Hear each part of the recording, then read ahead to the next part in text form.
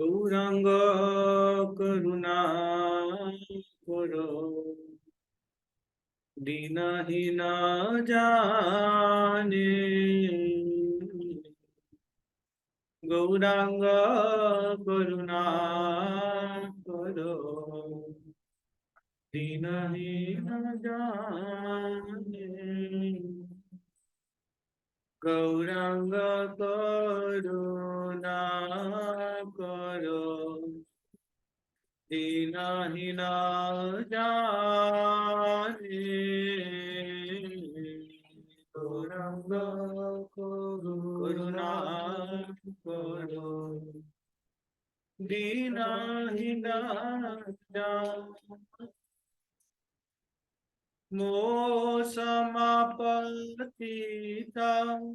प्रभु नाही त्रिभुवने। मोह समापतिता प्रभु नाही त्रिभुवने। तंत्र त्रिनाधारी गौरांग डाकी है तुम्हारो। तंत्र त्रिनाधारी गौरांग डाकी है तुम्हारो। कृपा करिएशो आमारो हृदय मंदिर। कृपा करिएशो आमारो हृदय मंदिर। यदि दया ना तोरिबे पतिता देखिया।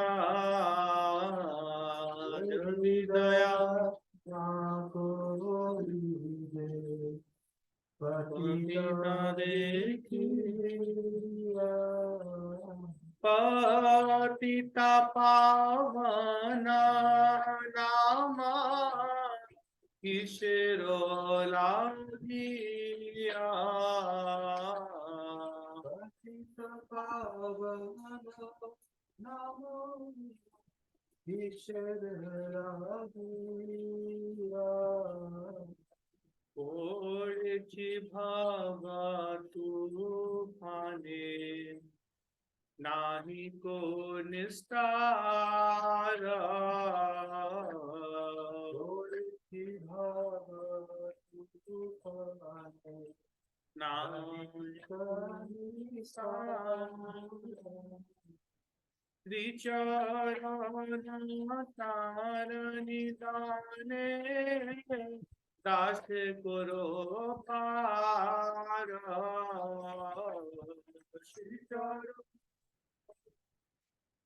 ताने दास करो पार। श्री कृष्ण चैतन्य प्रभु दासरो अनुदास। श्री कृष्ण चैतन्य प्रभु दासरो अनुदास। प्रार्थना करो सदा नरोत्तम दास। प्रार्थना करे सदा नरोत्तम दास। जय गौरानिताय गौरानिताय गौरानिताय जय गौरानिताय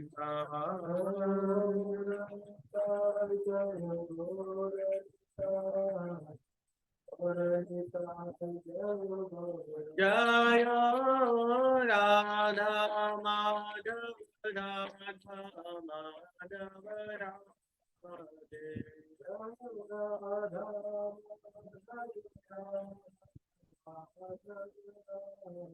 जय Radha Damodar Radha Damodar Radha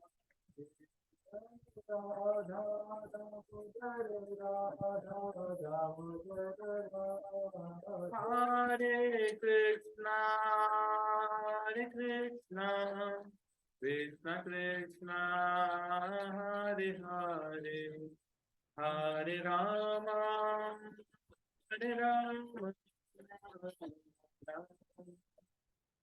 Hare Hare, Hare Krishna, Hare Krishna, Krishna Krishna, Hare Rama, Hare Rama.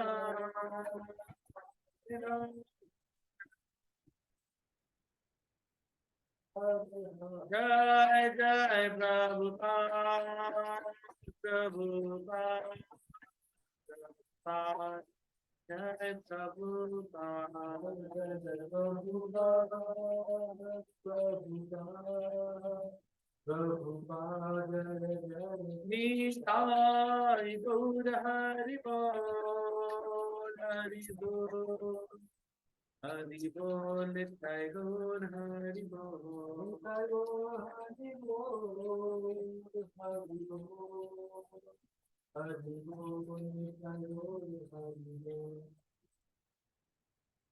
हरे कृष्ण। तो बहुत ही सुंदर ये भजन है। इसका इसका मीनिंग ऐसा है, गौरांग करुणा करो दीनहीन जाने, है ना। हे गौरांग महाप्रभु, हे भगवान क्या कीजिए, मेरे पे करुणा कीजिए। कैसे जान के मेरे को दीन, आई एम वेरी दीन। दीन मतलब जिसके अंदर दैन्यता का भाव होता है, helpless, I am very helpless. तो मेरे पे क्या कीजिए, करुणा कीजिए, प्लीज मर्सीफुल टू मी। मो समा पतिता प्रभु नहीं तिबु बने, मेरे जितना पतित इंसान इस पूरे संसार में नहीं है ना। डॉक्टर के पास पेशेंट को कैसा होना चाहिए कि पेशेंट को अपना प्रॉब्लम बताना चाहिए ना। अगर डॉक्टर के पास जाए और बोले कि नहीं हमको कोई बीमारी नहीं, हम तो वैसे ही वॉक करते हुए इधर आ गए, अच्छा लगा आपका क्लिनिक, वैसे ही लोग जाते हैं भगवान के पास है कि हाँ बहुत अच्छा लगता है, ये मंदिर जो है ना बहुत अच्छा बना है प्रभु जी, इसका झूमर बहुत अच्छा है। कई बार लोग आते हैं बोलते प्रभु जी झूमर बहुत अच्छा है मंदिर का, तो झूमर देखने आए थे मंदिर में। तो एक्चुअल में क्या भगवान के सामने क्या करना चाहिए, अपना समस्या बताना चाहिए कि हे भगवान देखिए हम कितना हेल्पलेस हैं, हाँ, इस वर्ल्ड में कुछ भी हमारे कंट्रोल में नहीं है। I am very helpless. मो समा पतिता प्रभु नाही तिरहु मने, I am the most fallen, है ना। दंते त्रिनाधारी, गौरा डाकी है तुम्हारा। हाँ, दंते त्रिन का मतलब क्या होता है जानते हैं, बहुत बार सुना होगा ना आप लोगों ने, दांते त्रिनाधारी दांते त्रिनाधारी, तो उसका क्या मतलब होता है, कोई जानते हैं? दांत के नीचे घास दबाना, इसका क्या मतलब है? हाँ बताइए,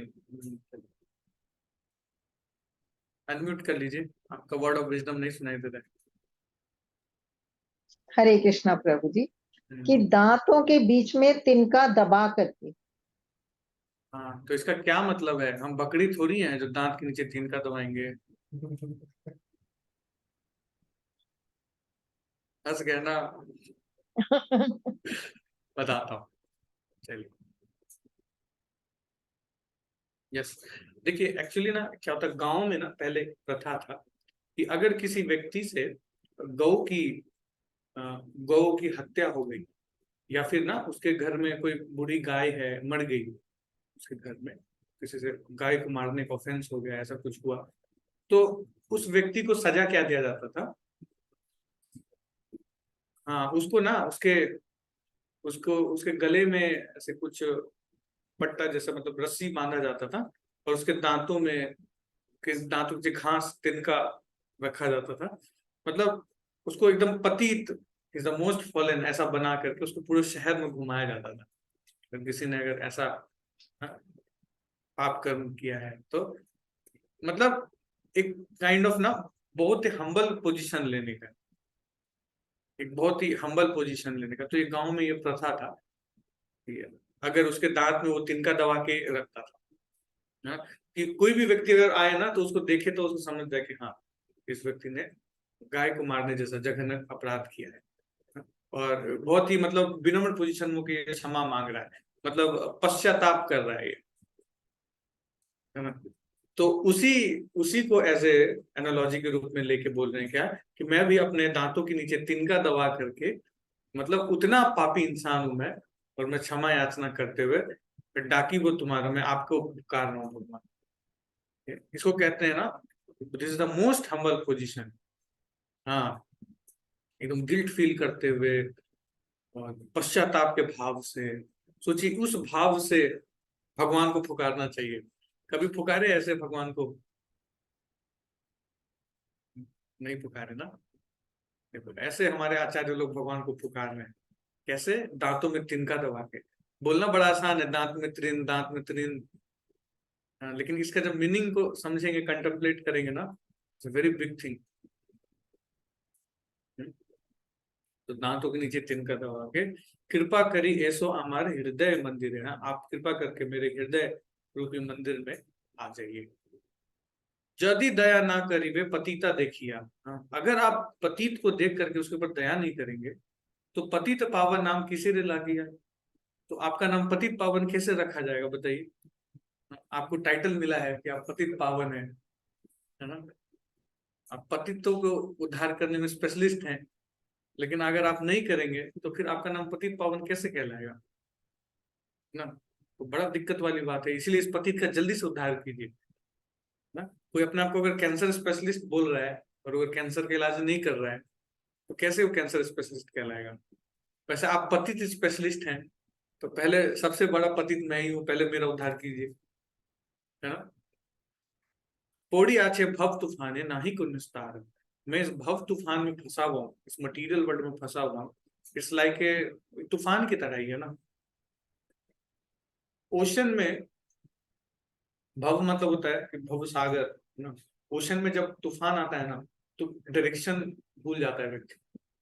जब शिप भी चल रहा होता है, तूफान आया होता है, तो व्यक्ति को ना डायल भी काम करना बंद कर देता है, नॉर्थ साउथ कुछ पता नहीं चलता है। उसी तरीके से इस मटेरियल वर्ल्ड में हमारी स्थिति भी ऐसी है, we all are directionless, we all are moving very fast in the name of advancement, but we don't know where we are going, है ना। गाड़ी में हमने पेट्रोल डलवा लिया है, बहुत तेजी में गाड़ी चला रहे हैं 90 की स्पीड पे, लेकिन पता नहीं है कहाँ जाना है। बहुत तेजी में चल रहा है ना ये संसार, this world is moving very fast 21st century में, है ना। हमारे शैलेंद्र प्रभु बहुत मेट्रो चलाते हैं, फास्ट फास्ट फास्ट फास्ट, लेकिन कहाँ जा रहा है कुछ पता नहीं है, सारे लोग भाग रहे हैं। आप कभी जाओ मेट्रो स्टेशन में खड़े हो जाओ, आधा घंटा खड़ा रह के बस आप ऑब्जर्व करो, सारे लोग भाग रहे हैं, एकदम तेजी से गाड़ी आ रही है, बैठ रहे, भाग रहे, आ रहे, जा रहे, आ रहे, जा रहे, लेकिन कहाँ जा रहे हैं, क्यों कर रहे हैं इतना मेहनत, ना किसी को पता नहीं। All are directionless. इसलिए बोल रहे हैं कि पड़ी आछी भव तूफान नहीं कर निस्तार, मेरे को समझ में नहीं आ रहा है व्हाट इज द सॉल्यूशन, नहीं कर निस्तार। लेकिन मेरे को इतना पता है कि आपके जो चरण कमल है ना, this is solution of every problem. तो मैं अब आपके चरण कमलों को पकड़ लिया हूँ, अब मेरा क्या करो, आप उद्धार करो। श्री चैतन्य, श्री कृष्ण चैतन्य प्रभु दासे रविदास प्रार्थना करे सदा नरोत्तम दास। तो नरोत्तम दास ठाकुर इस तरीके से प्रार्थना कर रहे हैं, हे भगवान मेरा उद्धार कीजिए, बहुत फंसा हुआ हूँ संसार में। आप लोग करते हैं ऐसे प्रार्थना? कितने लोग करते हैं? तो सब तो वीडियो ही ऑफ करके बैठे हैं, क्या प्रार्थना करेंगे, क्या करेंगे, समझ में नहीं आता है। पता नहीं पीछे क्या बना रहे हैं। इधर प्रसाद बन रहा है, महाप्रसादे गोविंदे, साथ में क्लास की भी लेंगे हम आनंदे।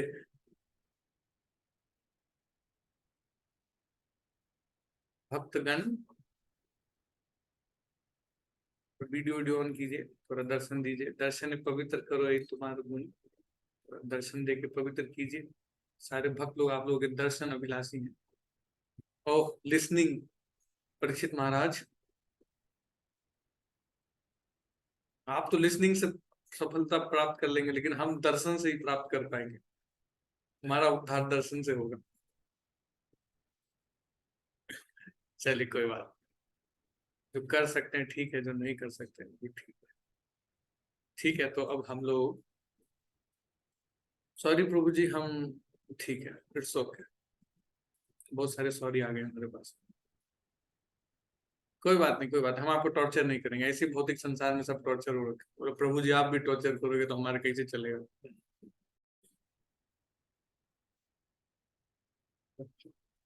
क्या हो गया? चलिए ठीक है, तब हम लोग भागवतम की ओर चलते हैं। ओम नमो भगवते वासुदेवाय। ओम नमो भगवते वासुदेवाय।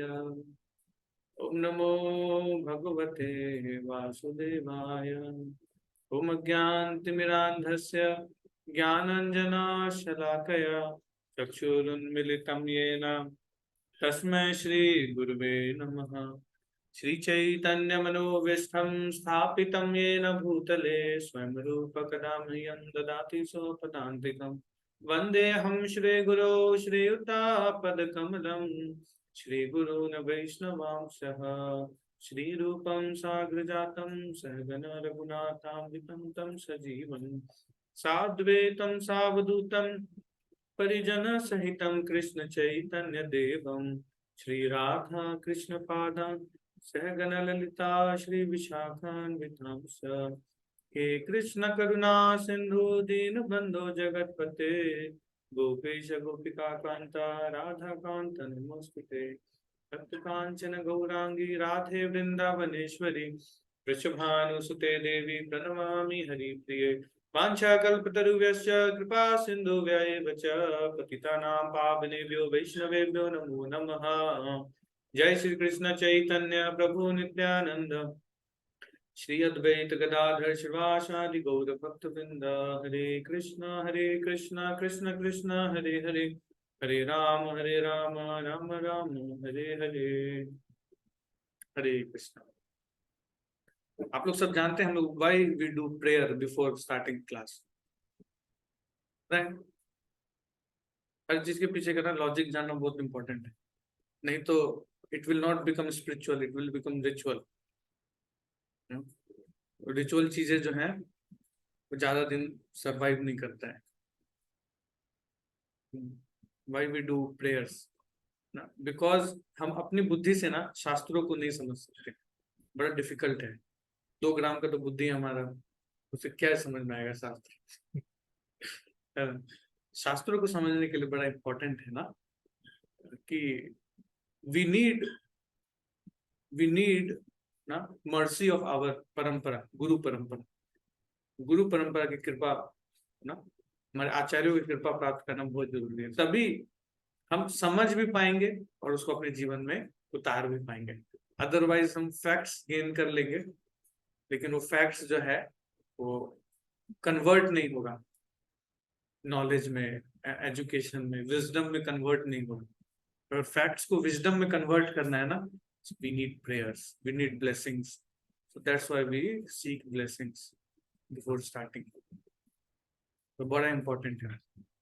यस, हाँ, गॉड की मर्जी से भी ज्यादा वैष्णवों की कृपा।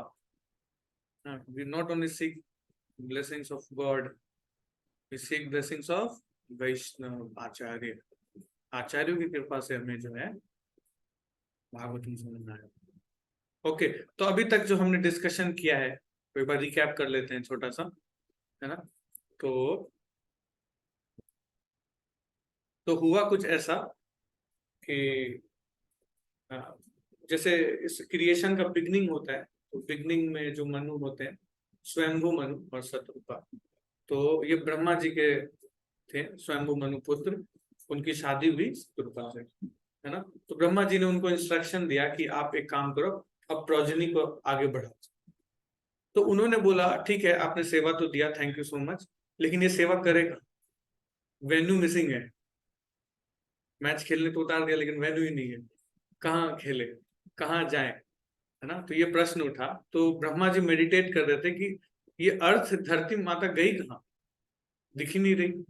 तो इतने देर में वराह देव जो है वो ब्रह्मा जी के नॉस्ट्रिल से निकले, एकदम छोटे से थे, नाकों से निकल थे, और देखते देखते देखते विशाल काय बोर का रूप ले लिए, और उन्होंने क्षीर सागर में छलांग लगाया है। क्षीर सागर में बताते कि जब बड़ा देव ने क्षीर सागर में छलांग लगाया ना, तो लग रहा था कि समुद्र जो दो भाग में बट गया।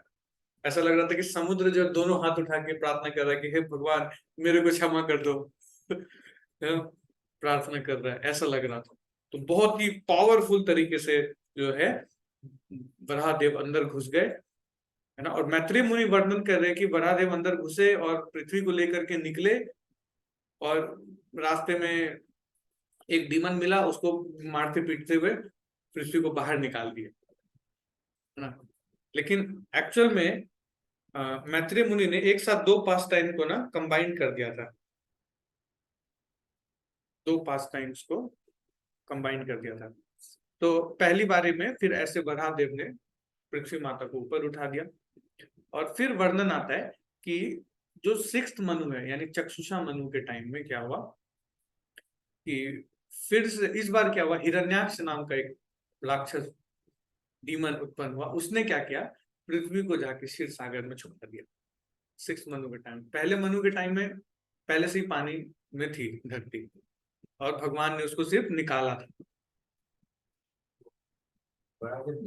हाँ, वराहदेव दो बार आए एक्चुअली। तो पहली बार आए थे तो वो फर्स्ट मनु, यानी स्वयंभू मनु के टाइम में, और दूसरी बार जब आए वो सिक्स्थ मनु के टाइम में आए, सिक्स्थ मनु चक्षुषा मनु के टाइम में आए। और उस बार जब आए तो हिरण्याक्ष ने छुपा दिया था पानी के भीतर, क्षीर सागर में। क्षीर सागर से फिर भगवान ने निकाला धरती माता को, और फिर हिरण्याक्ष से फाइट हुआ, जबरदस्त फाइट हुआ। फाइट क्या, वो तो खेल रहे थे भगवान। जैसे ना कभी पिताजी होता है ना, अपने छोटे बच्चे के साथ खेलता है, तो बेटा एकदम जोर से मुक्का मारता है, पापा गिरने का एक्टिंग कर, ओ कितना जोर से मारा मेरे ने, है ना। तो वैसे ही हिरण्याक्ष जो है वो लड़ रहा था एकदम, वो गदा से युद्ध चल रहा था वराहदेव और किसके बीच में, हिरण्याक्ष के बीच में। और मार रहा है, वो गदा मार रहा है, भगवान के हाथ से गदा छूट गया। जितना बार भगवान गिरते थे ना, तो सारे देवी देवता घबरा जाते थे, सब जाके बादलों में छुप जाते थे। अरे बाबा रे, ये क्या हो गया। और फिर जैसे ही भगवान जीतने लगते थे तो सारे देवी देवता बाहर आ जाते थे, यस यस यस जीतो जीतो।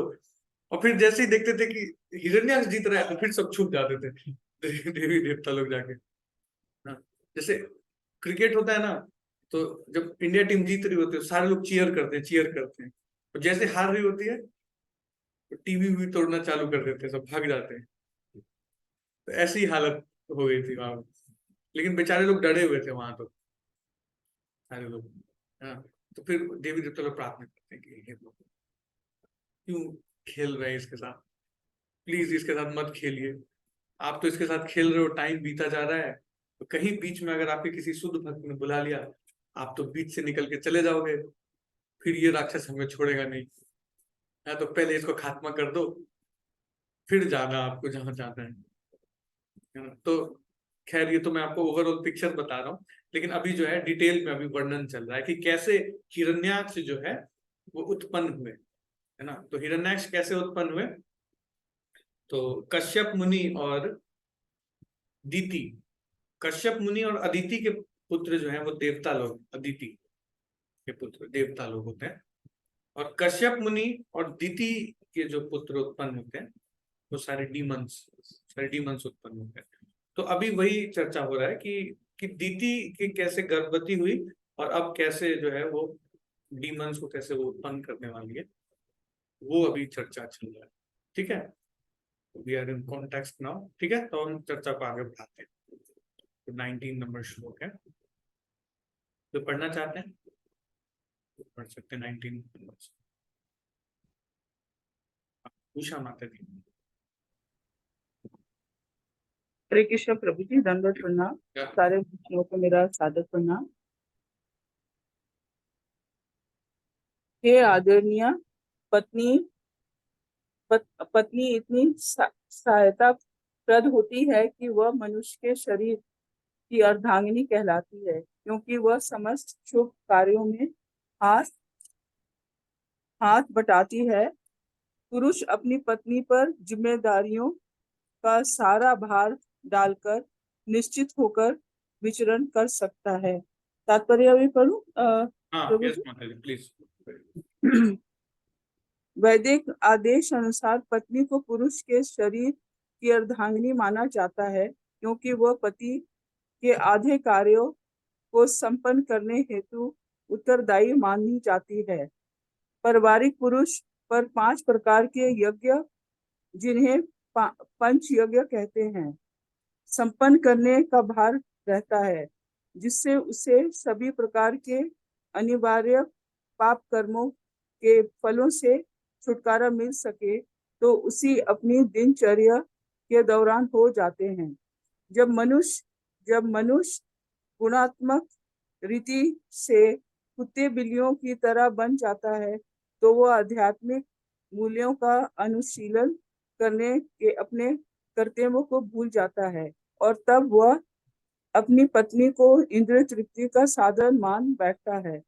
जब पत्नी को इंद्रिय तृप्ति का साधन माना जाता है, तो उसके पीछे व्यक्तिगत सौंदर्य मुख्य उपादान रहता है, और जैसे ही व्यक्तिगत इंद्रिय तृप्ति में कोई अवरोध आता है, तो वो संबंधों में व्यवधान आता है, यह तलाक हो जाता है। किंतु जब पति पत्नी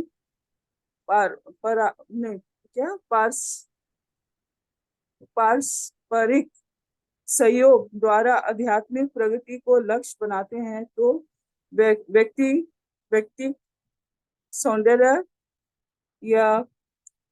सौंदर्य तथा कथित प्रेम में व्यवधान पर ध्यान नहीं दिया जाता। भौतिक जगत में प्रेम का प्रश्न ही नहीं उठता।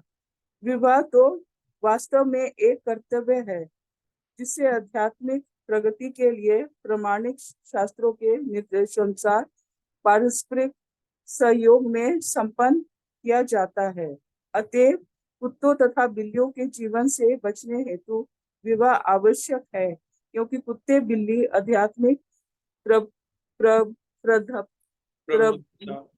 प्रभुत्ता के लिए नहीं है। तो श्रील प्रभुपाद यहाँ पे ना गृहस्थ जीवन के लिए बहुत ही महत्वपूर्ण टीचिंग्स दे रहे हैं। तो क्या बता रहे हैं कि जो पुरुष हैं ना, उनके ऊपर जो है पंच यज्ञ करने का दायित्व होता है ना, और जो स्त्री है उसको क्या बताया गया, अर्धांगिनी, मतलब हाफ जो है हर चीज में उसका हिस्सा है, और हाफ उसका रिस्पॉन्सिबिलिटी है।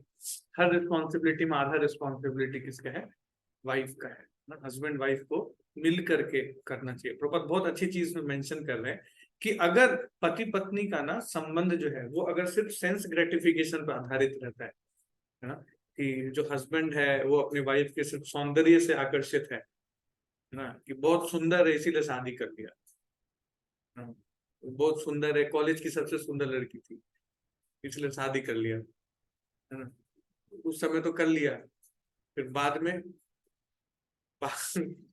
एक समय तक अट्रैक्शन जो है ना वो थोड़े समय का होता है, अट्रैक्शन ज्यादा लंबा वर्क नहीं करता है ना।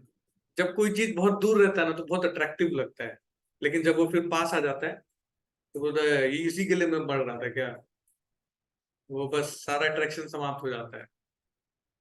ये बहुत ही पैथेटिक सिचुएशन है, और लेकिन ये देखो आज बहुत ही कॉमन है। हाँ, आज ऐसा हो रहा है। लोग देखो वेडिंग्स को आज लोग कैसे कैसे सेलिब्रेट करते हैं, डेस्टिनेशन वेडिंग, लेकिन बेचारा डेस्टिनेशन वेडिंग खत्म होते होते फाइनल डेस्टिनेशन पहुंच जाता है उसका wedding, thank you so much हो जाता है। सच बता रहा हूँ। इसका कारण क्या है, क्योंकि दोनों का जो रिलेशनशिप है ना, it's based on only sense gratification. जब भी रिलेशनशिप जो है वो सेंस ग्रेटिफिकेशन पे बेस्ड रहेगा ना, वो संबंध कभी अच्छा चल ही नहीं सकता। तो प्रभुपाद बहुत अच्छा टीचिंग्स में दे रहे हैं क्या, कि जो पति पत्नी का संबंध है ना वो कैसा होना चाहिए। उसमें बता रहे हैं कि आध्यात्मिक प्रगति को लक्ष्य बनाते हुए एक दूसरे के साथ प्रेम व्यवहार का संबंध होना चाहिए। Both are mean to together progress in spiritual life, एक दूसरे को हेल्प करते हुए, है ना। देखो हस्बैंड में कुछ कमियां होंगी, वाइफ में कुछ कमियां होंगी, दोनों एक दूसरे की कमियों को पूरा करते हुए, है ना, अर्धांगिनी अर्धांगिनी आधा आधा कंबाइन करते हुए एक दूसरे को हेल्प करते हुए स्पिरिचुअल लाइफ में आगे बढ़ना, है ना। एक हस्बैंड और वाइफ को एक दूसरे को ऐसे वैष्णवी के रूप में देखना चाहिए। Is not some enjoying machine, wife is not meant for that. और हस्बैंड से भी बहुत ज्यादा एक्सपेक्टेशन नहीं करना चाहिए, ओवर एक्सपेक्टेशन कर लेते हैं। एक माता जी बोल रही थी, प्रभु जी ये तो शादी से पहले बोल रहे थे कि चांद तारे तोड़ के लाएंगे, ग्रोसरी से सामान भी लेके नहीं आते हैं, बताइए क्या करें हम। क्या करें हम ऐसे चांद तारों का। ओवर एक्सपेक्टेशन नहीं करना चाहिए। Over expectation always leads to frustration. कभी सुख नहीं मिलता है व्यक्ति को जीवन में। तो इसीलिए है ना, जब आध्यात्मिक स्टेबिलिटी रहेगा ना, आध्यात्मिकता के स्तर पे ना, जब पति पत्नी का जो रिलेशन होता है वही स्टेबल रहता है ना, वही लंबे समय तक चलता है। ऐसा नहीं है कि हमेशा जो है ना कि दोनों एक दूसरे के साथ बहुत खुश खुशी रहेंगे, जरूरी भी नहीं। हो सकता है कि मतभेद हो सकते हैं, आपस में रहेंगे, साथ में रहेंगे तो मतभेद होंगे, है ना। दो बर्तन एक साथ रहता है तो घर्षण होता है। प्रभुपाद कहते हैं कि जब दो बर्तन एक साथ रहते हैं ना तो दोनों में आवाज होगा, बट फिर भी साथ रहना चाहिए। मतभेद हो सकता है लेकिन मन भेद नहीं होना चाहिए आपस में। डिफरेंस ऑफ ओपिनियन इज कोई दिक्कत नहीं, हो सकता है, लेकिन अगर मन भेद हो गया ना आपस में, एक दूसरे को देख ही नहीं पा रहे, तो फिर जो है नारकीय जीवन की ओर ले जाता है। ऐसा रिलेशनशिप वो ना कई सारे जीवन को वो खराब करता है। पहले तो अपना जीवन खराब किया उसने, प्लस अपने माता पिता का जीवन खराब किया। हाँ, लड़के के माता पिता का जीवन खराब हुआ, लड़की के माता पिता का जीवन खराब होगा, है ना। और अगर आपके भाई बहन है तो वो भी इसमें इन्वॉल्व होंगे, उनका भी जीवन खराब होगा। तो एक रिलेशनशिप के कारण ना कितने सारे लोग इफेक्ट होते हैं, हम लोग इस बात को नहीं समझ पाते। इसीलिए ना it should be very spiritual relationship. देखो इसीलिए इस्कॉन डिवोटीज जो जितने भी हैं, अच्छा, दे आर वेरी गुड गृहस्थ, उनका जीवन बहुत अच्छा चलता है। बेसिक प्रॉब्लम उनके साथ भी रहता है, ऐसा नहीं है कि बहुत हमेशा खुश खुशी इन्वायरमेंट रहेगा, घर जाएंगे तो हमेशा घी लगी हुई चपाती मिलेगी, जरूरी नहीं है, ऐसा नहीं होता है। लेकिन फिर भी ना एक सेटिस्फेक्शन, एक खुशी का इन्वायरमेंट रहता है फिर भी। उसका कारण यही है, क्यों? क्योंकि सेंटर में भगवान है। अगर हर व्यक्ति अपने आप को सेंटर में रखे कि मेरे अकॉर्डिंगली ये चीजें चलनी चाहिए, मेरे अकॉर्डिंग ये चीजें चलनी चाहिए, तो नहीं चल पाता है मैरिज ज्यादा देर तक। हम हमारा इधर एक सोसाइटी है डीएलएफ में, उधर हम भगवद गीता क्लास करते हैं। तो एक भक्त से मैं मिला था, उनका अपना इवेंट्स का काम है। तो मैंने उनको बोला कि तो आपका तो बहुत अच्छा काम है, हम एवरग्रीन वर्क है, इसमें कोई रिसेशन नहीं, हमेशा बढ़ता ही रहता है। बोला नहीं प्रभु जी क्या बताएं, आजकल तो बहुत कष्ट हो रखा है। क्या कष्ट है? बोले हमें महीने में ना 6 से 8 शादियां मिलती है। बोले तो बहुत अच्छी बात है। नहीं, प्रॉब्लम तो यही है ना, 6 से 8 शादियां तो मिलती है, लेकिन मिनिमम 4 शादियों का पेमेंट हमें नहीं मिल पाता है। क्यों? उसका कारण क्या है कि वो शादी खत्म होते होते ही डाइवोर्स के इसमें चला जाता है, और जब तक हम टेंट वेंट उखाड़ते हैं तब तक में शादी खत्म हो चुका होता है। तो उसके कारण हमारा ही पैसा अटक जाता है। 6 में से 4 शादियों का पैसा ऐसे अटका रहता है बेचारे का, बहुत परेशान रहता है वो। ये मैं आपको विदेश का नहीं बता रहा हूँ, ये आपको मैं दिल्ली एनसीआर गुड़गांव की स्थिति बता रहा हूँ। ये स्थिति है यहाँ की, लोग नहीं सरवाइव कर पा रहे हैं। जबकि आजकल जो लोग शादियां करते हैं करोड़ों रुपए खर्च करते हैं, इतनी वेडिंग्स, इतनी hi fi, everything is hi fi, but relationship emotions are very ordinary, बहुत ऑर्डिनरी है। ये क्यों? Because everything is based on sense gratification, है ना।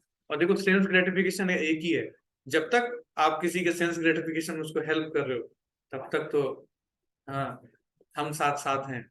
और जिस दिन नहीं किए, हम आपके हैं कौन, तुरंत बाहर निकलो, तुरंत लोग निकाल देते हैं, है ना।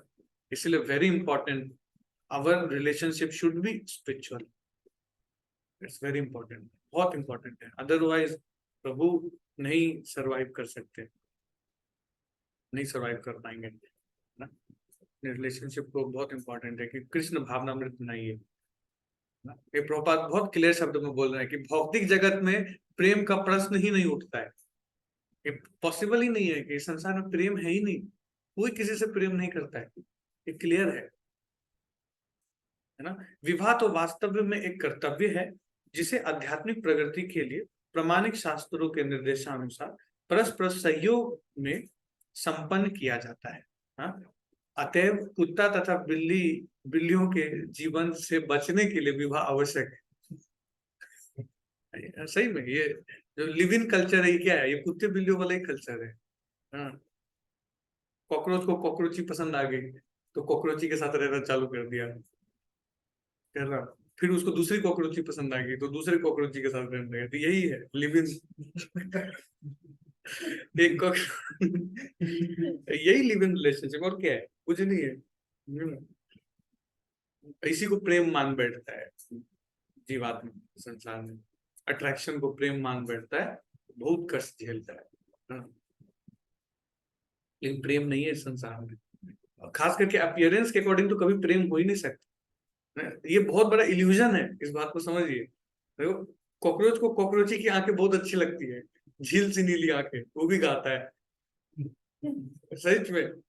लेकिन आप अगर कॉकरोची को देखोगे तो क्या करोगे? तुरंत हिट का है लेके आओ अभी उसको हिट करते हैं, है ना। तो अपीयरेंस के बेसिस पे आप कभी डिसाइड कर ही नहीं सकते। लव नहीं है, वो अट्रैक्शन है ना। और ये माया है बहुत बड़ा, इसमें फंस के जीवात्मा जो है अनेक प्रकार के कष्ट झेल रहा है। इंडिया के एक बहुत बड़े साइकेट्रिस्ट ने ना ये स्टेटमेंट दिया था कि आजकल इंडिया में ना जो 90% जो साइकोलॉजिकल पेशेंट्स आ रहे हैं, उनका प्रॉब्लम क्या है पता है? ये फ्री मिक्सिंग प्रॉब्लम। जो लड़के लड़कियां ना शादी से पहले साथ में फ्री मिक्सिंग घूमते रहते हैं ना, ये प्रॉब्लम। ये मैं कोई साधु व्यक्ति नहीं बोल रहा है ये बात, ये एक साइकेट्रिस्ट का स्टेटमेंट है, बहुत बड़े साइकेट्रिस्ट बैंगलोर में। तो उन्होंने एक प्रेस कॉन्फ्रेंस में स्टेटमेंट दिया था कि ये सबसे बड़ा प्रॉब्लम है ना, ये अनकंडीशनल जो फ्री मिक्सिंग है, जो लिव इन वाला जो कल्चर है, इसके कारण सारे जितने साइकोलॉजिकल केसेस आ रहे हैं आजकल, साइकेट्रिस्ट के पास जितने जा रहे हैं ना, मैक्सिमम यही केस है, यही प्रॉब्लम है। इसका सॉल्यूशन यही है ना। प्रभुपाद देखो, ये सॉल्यूशन आज से कितने साल पहले बता के गए, जो अभी प्रॉब्लम लोग फेस कर रहे हैं। It's very important, we have to take teachings. Okay, आगे चलते हैं हम लोग। हाँ, उर्मिल माता जी पढ़िए नेक्स्ट। हरे कृष्णा प्रभु जी। जिस तरह किले का सेनापति आक्रमणकारी लुटेरों को बहुत आसानी से जीत लेता है, उसी तरह पत्नी का आश्रय लेकर मनुष्य उन इंद्रियों को जीत सकता है जो अन्य आश्रमों में अजय होती है। प्रभु जी तात्पर्य पढ़ना। बिल्कुल। ठीक है। मानव समाज के 4 आश्रमों ब्रह्मचारी, गृहस्थ, वानप्रस्थ तथा संन्यास में से गृहस्थ सुरक्षित होता है। शारीरिक इंद्रियां शरीर रूपी किले की लुटेरी मानी जाती हैं। पत्नी को किले का सेनापति माना जाता है। अतएव जब कभी शरीर पर इंद्रियों द्वारा आक्रमण किया जाता है तो पत्नी ही शरीर को शत विशत होने से बचाती है। यौन की भूख हरेक के लिए अपरिहार्य है, किंतु जिसके पास स्थायी पत्नी होती है वह इंद्रिय रूपी शत्रुओं के आक्रमण से बचा लिया जाता है। जिस व्यक्ति के उत्तम पत्नी होती है वह कुमारिकाओं को भ्रष्ट करके समाज में उत्पात नहीं मचाता। स्थायी पत्नी के बिना मनुष्य परले सिरे का व्यभिचारी बन जाता है, समाज के लिए अभिशाप होता है। जब तक कि वह प्रशिक्षित ब्रह्मचारी, वानप्रस्थ या सन्यासी न हो, जब तक दक्ष गुरु द्वारा ब्रह्मचारी का कठोर तथा नियमित प्रशिक्षण नहीं होगा और जब तक छात्र आज्ञाकारी नहीं होगा, तब तक निश्चय ही तथाकथित ब्रह्मचारी यौन के आक्रमण का शिकार बनता रहे। पतन के अनेकानेक उदाहरण हैं, यहाँ तक कि विश्वामित्र जैसे महान योगी का भी पतन। किंतु गृहस्थ अपनी आज्ञाकारिणी पत्नी के कारण सुरक्षित बना रहता। यौन जीवन भव बंधन का कारण है, इसलिए इन 3 आश्रमों में इसका निषेध है और एकमात्र गृहस्थ आश्रम में इसकी अनुमति दी जाती है। गृहस्थ उत्तम कोटि के ब्रह्मचारियों, वानप्रस्थों तथा सन्यासियों को उत्पन्न करने हेतु उत्तरदायी। आगे पढ़ना है प्रभु जी। एक मिनट में ना, तो है ना, बड़ा इंपॉर्टेंट चीज इसमें बता रहे हैं कि टोटल 4 आश्रम है। पहला है ब्रह्मचारी आश्रम, देन गृहस्थ आश्रम, देन वानप्रस्थ, देन सन्यास। ये 4 ऑर्डर है जो भगवान ने बनाया है, ये 4 ऑर्डर।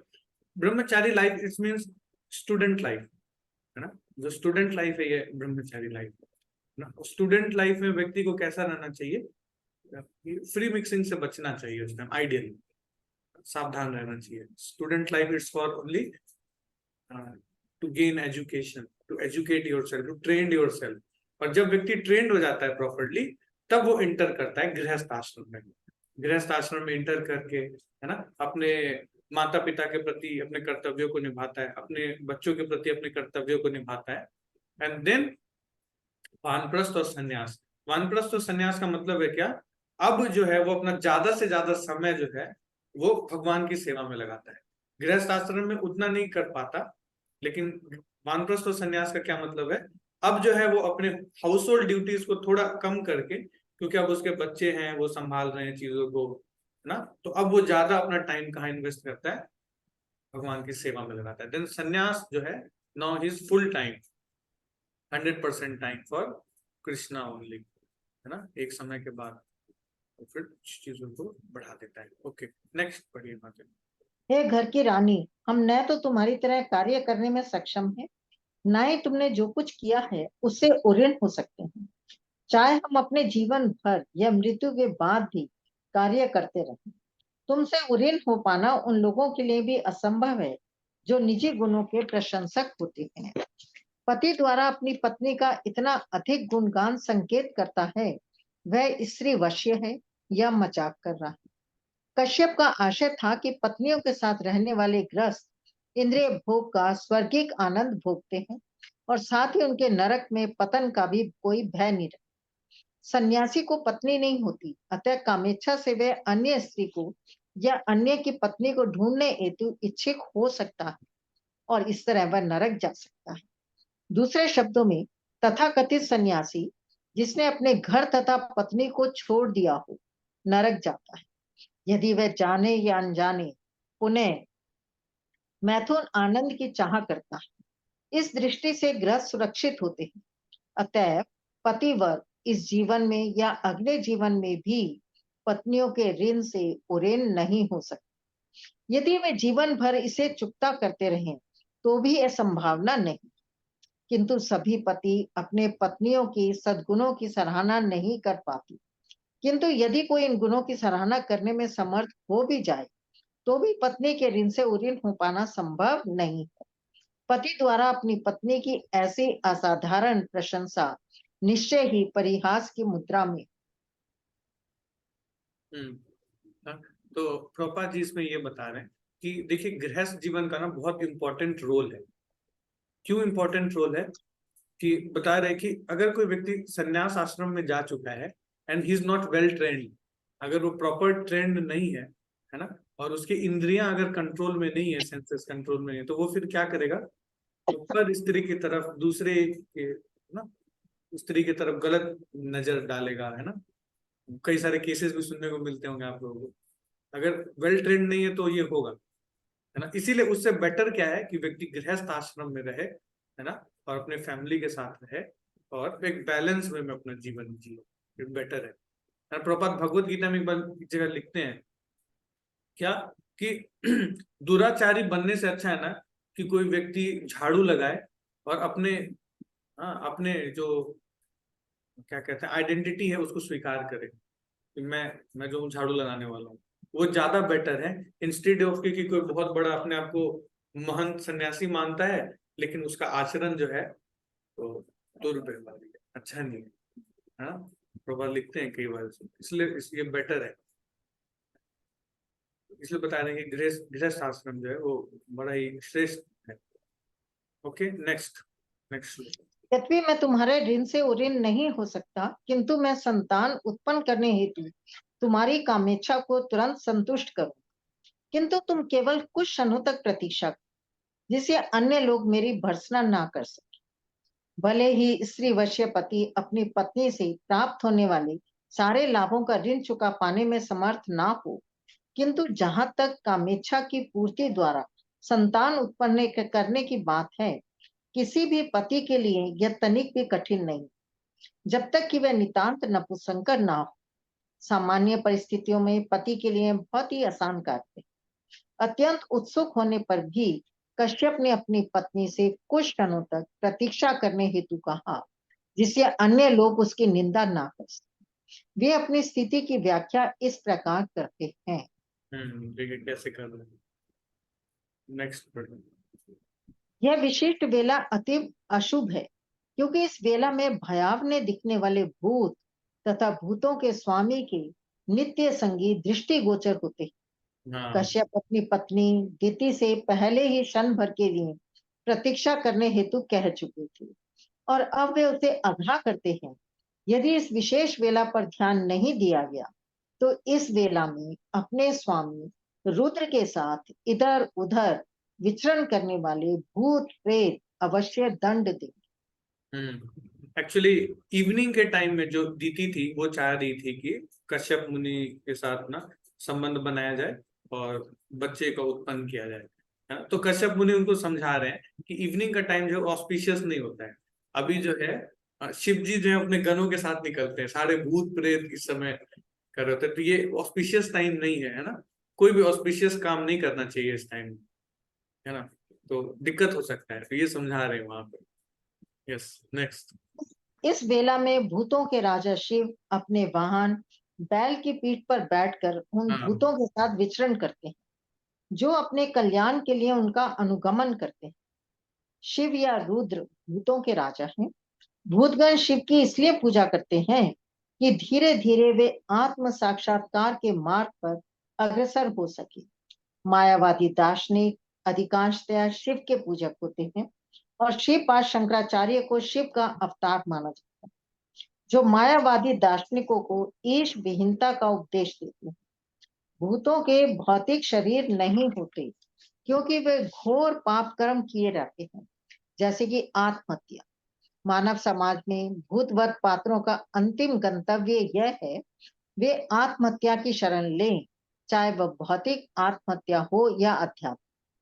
भौतिक आत्महत्या से भौतिक शरीर का नाश होता है, और आध्यात्मिक आत्महत्या से अपनी व्यष्टि स्वरूप की हानि होती है। मायावादी दार्शनिक अपने व्यष्टित्व को खोकर निर्विशेष आध्यात्मिक ब्रह्म ज्योति के अस्तित्व में विलीन होना चाहती है।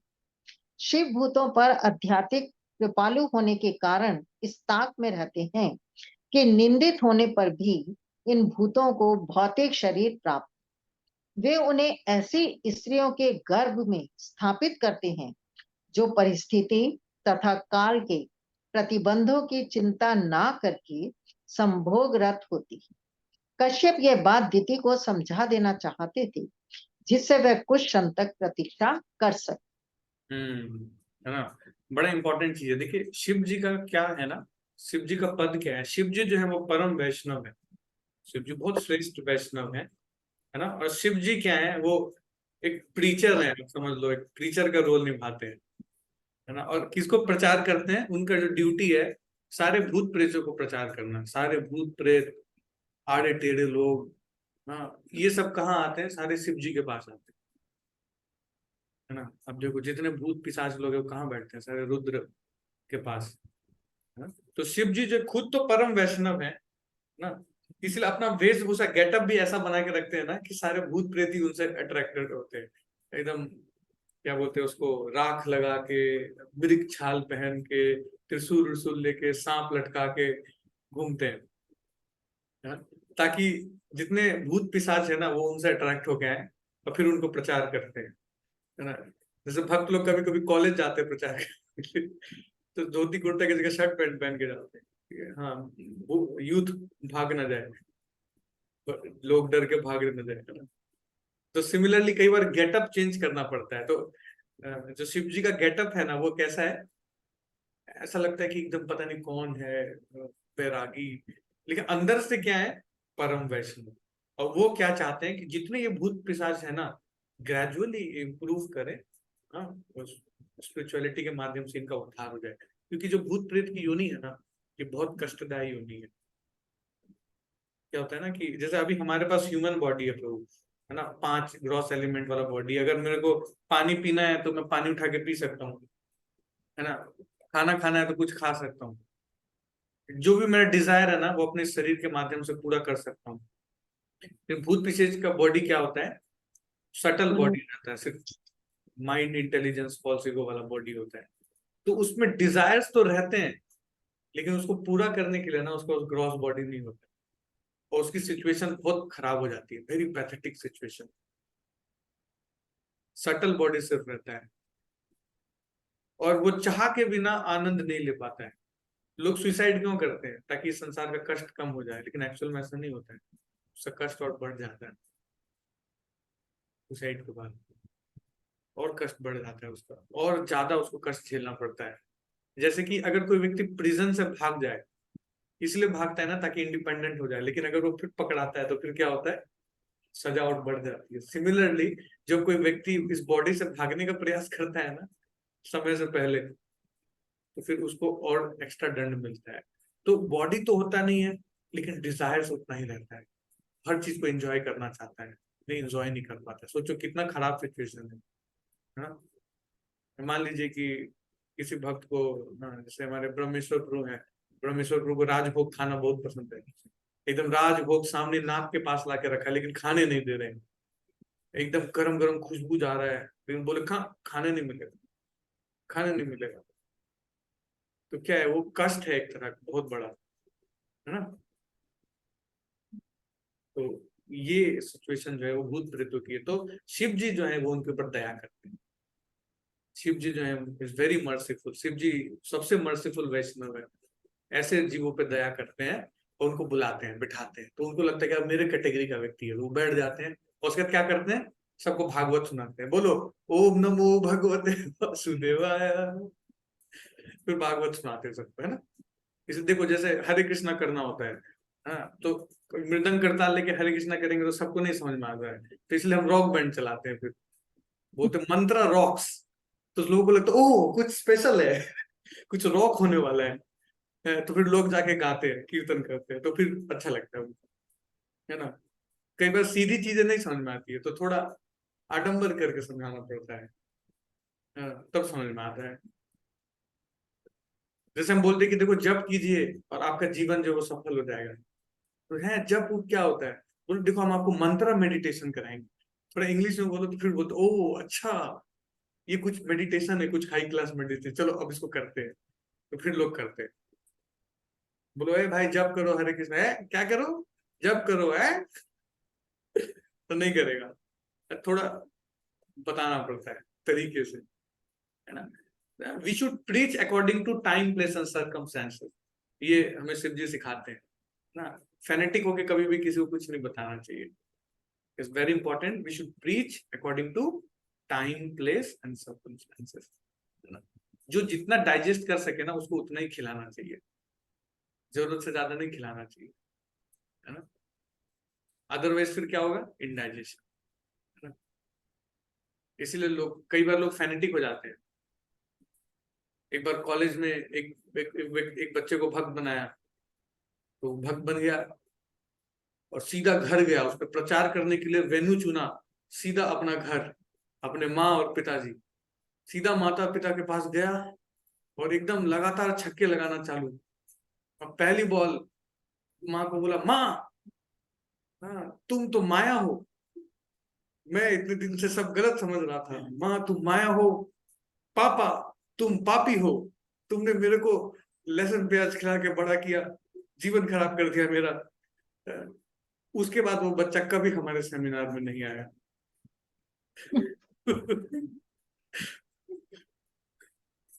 है ना, कि कई बार भक्त लोग फेनेटिक हो जाते हैं, समझते नहीं है कि टाइम प्लेस सर्कमस्टेंसेस के हिसाब से बताना चाहिए, ग्रेजुअली, जैसे आपने चीजों को सीखा है ना वैसे ही दूसरों को सिखाते हैं ना।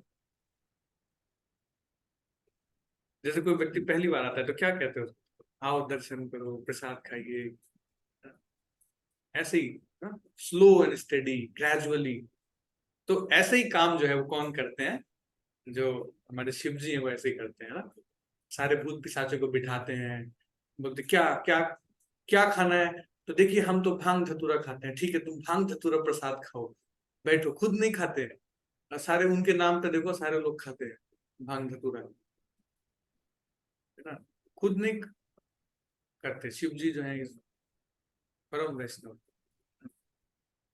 खुद नहीं लेते उल्टा पुल्टा चीज कुछ भी। तो ऐसे ही वो क्या करते हैं, लोगों को रीच करते हैं ना। तो यही शिव जी की यहाँ पे बता रहे हैं कि फिर शिव जी क्या करते हैं, अपने गनों के साथ निकलते हैं, है ना। और शिव जी का हमेशा एंजाइटी रहता है ना कि किसी ये जो भूत पिशाच है इनको ऐसे फैमिली में भेज दिया जाए जहां जाने के बाद इनका उद्धार हो जाए।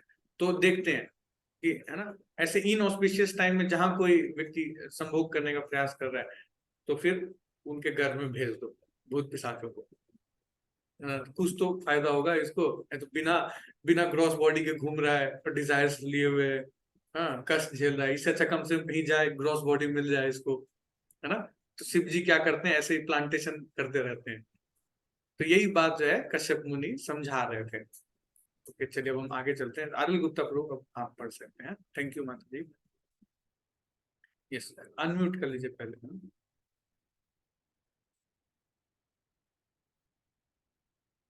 अनम्यूट हो गया। हो गया। हाँ जी।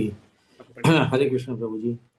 शिव का शरीर ललाभ है और वह निष्कलुष है, किंतु वे उस पर राग पोते रहते हैं। उनकी जटा स्मशान भूमि की बवंडर की धूल से धूसरित रहती है। वे तुम्हारे पति के छोटे भाई हैं और वे अपने 3 नेत्रों से देखते हैं। तात्पर्य तात्पर्य पढ़े प्रभु जी। पढ़िए पढ़िए।